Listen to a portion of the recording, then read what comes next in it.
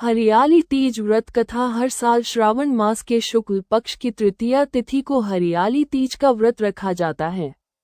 इस साल हरियाली तीज का व्रत 27 जुलाई रविवार को रखा जा रहा है। अखंड सौभाग्य के लिए सुहागिन महिलाएं इस दिन माता पार्वती और शिव जी की विधिवत पूजा करती हैं। श्रावण मास में पड़ने के कारण इसे श्रावणी तीज भी कहा जाता है। इस ही सुहागिन महिलाएं पति की लंबी आयु और अच्छे स्वास्थ्य के लिए पूजा करने के साथ व्रत रखती हैं। इसके साथ ही कुंवारी कन्याएं मनचाहा जीवनसाथी पाने या फिर शादी में आ रही अड़चन से निजात पाने के लिए इस व्रत को रखती हैं। इस दिन शिव पार्वती जी की विधिवत पूजा करने के साथ शिव पार्वती चालीसा के साथ इस व्रत रखा का पाठ अवश्य करें। मान्यता है कि हरियाली तीज को इस व्रत कथा का पाठ करने से आपकी पूजा पूर्ण हो जाती है।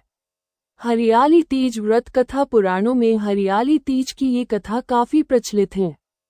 कहा जाता है कि स्वयं भगवान शिव ने माता पार्वती को उनके पूर्व जन्म के बारे में याद दिलाने के लिए ये कथा सुनाई थी।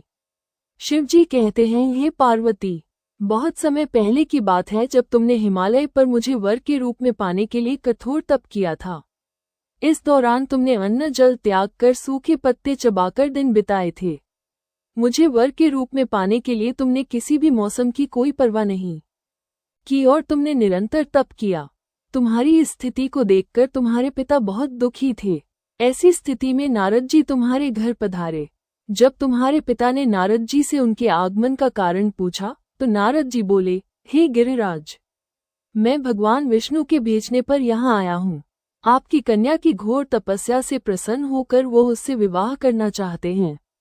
इस बारे में मैं आपकी राय जानना चाहता हूँ।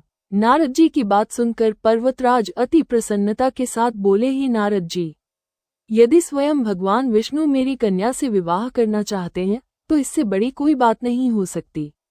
मैं इस विवाह के लिए तैयार हूँ। इसके बाद तुम्हारे पिता की स्वीकृति पाकर नारद जी विष्णु जी के पास गए।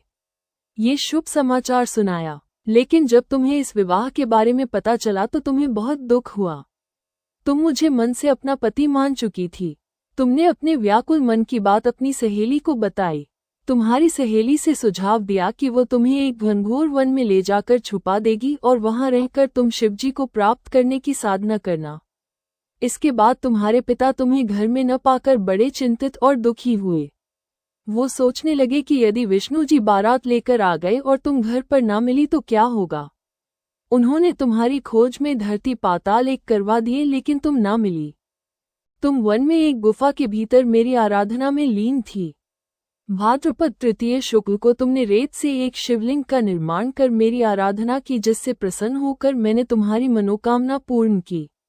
इसके बाद तुमने अपने पिता से कहा कि पिताजी, मैंने अपने जीवन का लंबा समय भगवान शिव की तपस्या में बिताया है और भगवान शिव ने मेरी तपस्या से प्रसन्न होकर मुझे स्वीकार भी कर लिया है। अब मैं आपके साथ एक ही शर्त पर चलूंगी कि आप मेरा विवाह भगवान शिव के साथ ही करेंगे। पर्वतराज ने तुम्हारी इच्छा स्वीकार कर ली और तुम्हें घर वापस ले गए। कुछ समय बाद उन्होंने पूरे विधि विधान से हमारा विवाह किया। भगवान शिव ने इसके बाद कहा कि, हे पार्वती, तृतीया को तुमने मेरी आराधना करके जो व्रत किया था उसी के परिणाम स्वरूप हम दोनों का विवाह संभव हो सका। इस व्रत का महत्व यह है कि मैं इस व्रत को पूर्ण निष्ठा से करने वाली प्रत्येक स्त्री को मनोवांछित फल देता हूँ। भगवान शिव ने पार्वती जी से कहा कि इस व्रत को जो भी स्त्री पूर्ण श्रद्धा से करेगी उसे तुम्हारी तरह अचल सुहाग प्राप्त होगा।